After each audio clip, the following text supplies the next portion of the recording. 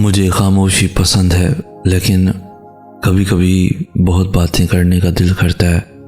और जब भी मेरा दिल करता है कि मैं बहुत सारी बातें करूं, कोई मुझे सुने, मुझे बात करनी है, तो कोई नहीं होता मेरे पास। मैं फिर खुद से बातें करता हूं। लोग कहते हैं कि खुद से बातें करने वाले लोग पागल होते हैं।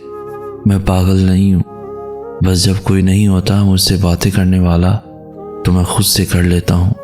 और खुद से बातें करते करते मेरा दिल करता है मैं लिखूं, क्योंकि मुझे लिखना अच्छा लगता है। मैं अपने दिल की बातें खुद को लिख कर बताऊं। कोई सुने या ना सुने, कोई मसला नहीं। कुछ मिल जाना, कुछ खो देना, कभी हंसने लगना तो कभी रो देना। कभी मीलों का सफ़र लम्हों में तय कर देना और कभी लम्हों का सफ़र करते हुए थक जाना। कभी वक्त के साथ आगे बढ़ जाना और कभी एक हादसे पर रुक जाना। कभी कबूलियत के लिए बार बार आसमान की तरफ देखते रहना और कभी हार कर सजदे में गिर जाना। कभी इतना सब्र करना कि हर शख्स को मात दे जाना, तो कभी एक लफ्ज़ पर बिखर जाना। कभी ठोकरें खाकर भी उठ जाना, तो कभी टुकड़ों को समेटते समेटते ही सिसक उठना। इसका नाम है ज़िंदगी, और ज़िंदगी आपको हर रंग दिखाती है ताकि समझ जाएं इसको किस तरह गुजारना है। मैं अभी शायद सब्र के पहले दर्जे पर हूँ, इसलिए आज भी मेरी ज़ुबान पर कोई ना कोई शिकवा आ जाता है। मगर मैं चाहता हूँ कि मैं जल्द सब्र के उस दर्जे पे पहुँचूँ जिनके लिए मेरे रब ने फरमाया है, बेशक अल्लाह सब्र करने वालों के साथ है। मुझे किसी से भी करीब होना पसंद नहीं है, क्योंकि ये लोग जो ज़िंदगी में करीब होते हैं उनसे किसी भी किस्म की दूरी जहन को डिस्टर्ब कर देती है। चाहे वो दूरी वक्त की किल्लत की वजह से हो, या नज़रअंदाज करने की वजह से हो, या किसी के छोड़ जाने की वजह से हो। बहुत लगन से हासिल की गई चीज़ों को एक पल में छोड़ देता हूँ। बहुत मोहब्बत से बनाए गए रिश्तों को एक पल में तोड़ देता हूँ।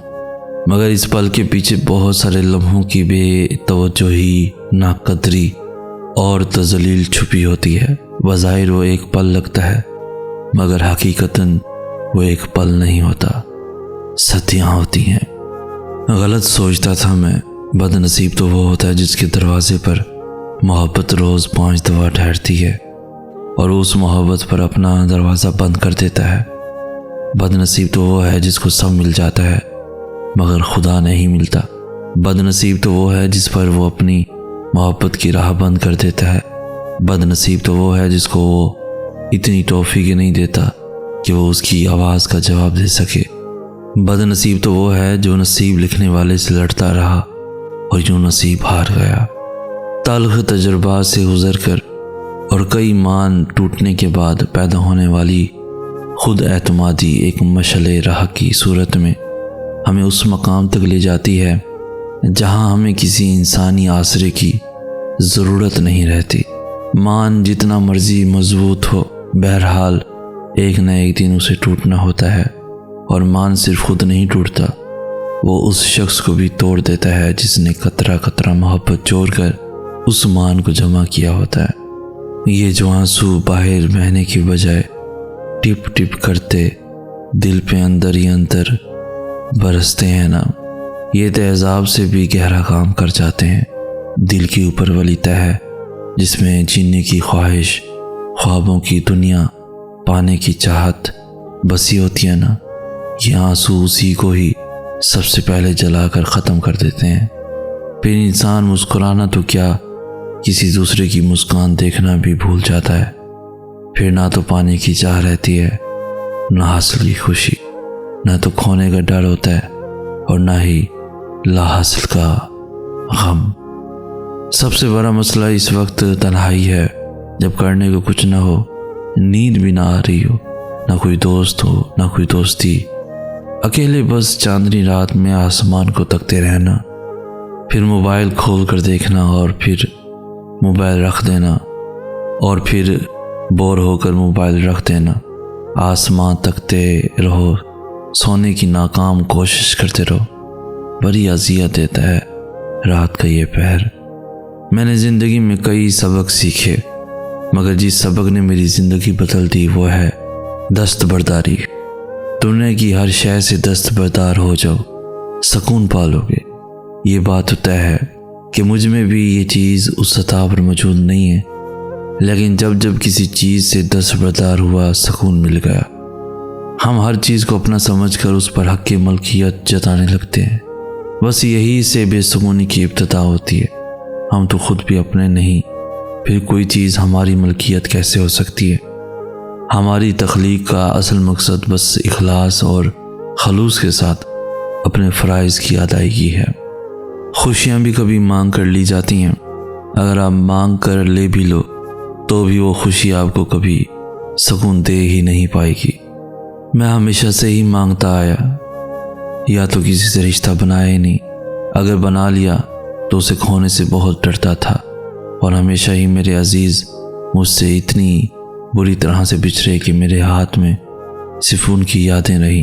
और यूं एक उम्र तक मुझे लगता रहा मेरी खुशियाँ कुछ ही मखसूस लोगों तक महदूद हैं।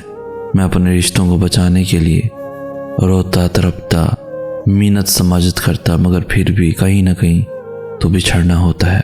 और फिर ऐसे बिछड़ने को ज़ात की जलालत ही कहा जाता है। भला हम किसी को उसकी मर्ज़ी के बगैर कैसे रोक सकते हैं? कैसे उसे कह सकते हैं कि हमारे साथ चलो, हमारी खुशियों का हिस्सा बनो? भला खुशियाँ भी कभी किसी से मांग कर ली जा सकती हैं? शायद कभी भी नहीं। ये तो नसीबों से मिलती हैं। बिछड़ने वालों को बिछड़ना ही होता है, आज नहीं तो कल सही। जब बिछड़ने वालों की लंबी फहरिस्त बन गई, हर चाहने वाला तोड़ कर चला गया, तब समझ आई अपनी खुशियाँ लोगों से वाबस्ता ना रखो, उन्हें खुद से वाबस्ता रखो। अपनी ज़ात को समझो, उसे दूसरों की झोली में गिराना छोड़ दो, वरना खाली हाथ रह जाओगे। बाज़ दफ़ा अल्लाह ताला आपको आपकी सबसे पसंदीदा चीज़ों और लोगों से दूर कर दिया करता है। मकसद आपका दिल दुखाना नहीं होता, दरअसल आपका उस रब के करीब होना मकसूद होता है। अगर कहीं महसूस हो कि आप अकेले हो तो मत भूलना कि आप कम अज़ कम अकेले नहीं हो। अल्लाह ताला कभी भी किसी को अकेला नहीं करता। दिल की गहराइयों से पुकारो उससे। आपकी माँ आपकी एक पुकार पर इतना तड़पती है तो वो कितना पास आता होगा। कभी उम्मीद नहीं खोनी, कभी उदास नहीं होना, क्योंकि वो कभी उम्मीद तोड़ता नहीं है। वो दिलों को जोड़ने वाला है, वो रहीम व गफूर है। मेरे पास कुछ नहीं है उस रब के सिवा। मुझे नहीं पता मेरा मुस्तकबिल क्या और कैसा होगा, मैं कब कहाँ होऊंगा, किन के साथ होऊंगा, मुझे नहीं पता। मैं अंधेरी वादी में चल रहा हूँ,